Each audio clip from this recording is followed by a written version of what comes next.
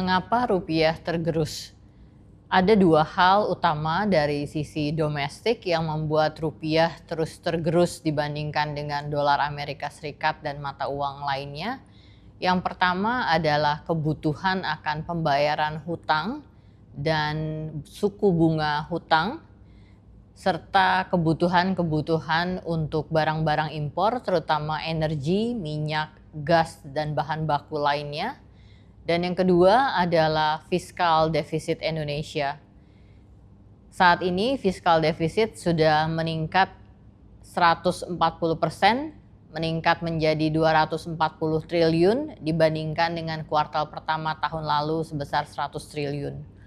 Dua alasan tersebut karena kebutuhan pembayaran hutang dan meningkatnya fiskal defisit membuat nilai mata rupiah semakin tergerus dibandingkan dengan dolar Amerika Serikat dan mata uang penting lainnya.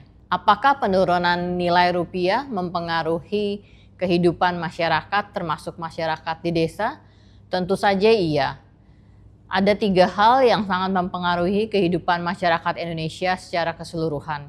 Yang pertama adalah penurunan rupiah membuat hutang Indonesia dan cicilan hutang Indonesia menjadi lebih mahal, dan beban hutang adalah beban seluruh masyarakat Indonesia, seluruh rakyat Indonesia, generasi sekarang dan generasi-generasi mendatang.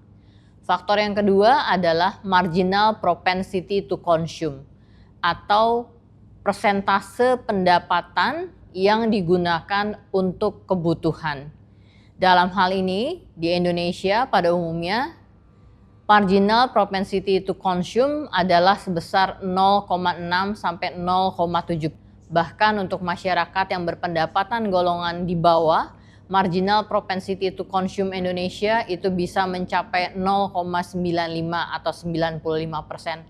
Artinya peningkatan penambahan hampir 95%-nya digunakan untuk mengkonsumsi atau memenuhi kebutuhan hidup sehari-hari, termasuk juga makanan dan kebutuhan-kebutuhan pangan.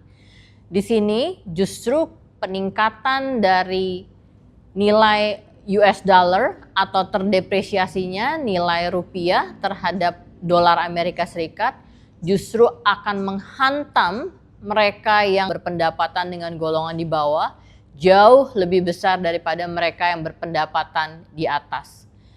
Kemudian yang ketiga adalah tergerusnya usaha-usaha UMKM. UMKM biasanya mereka mendapatkan untung hanya berdasarkan pagu kredit yang diolah dalam hutang, baik itu dibayar per bulan, per minggu, bahkan tidak sedikit yang dibayar dalam harian.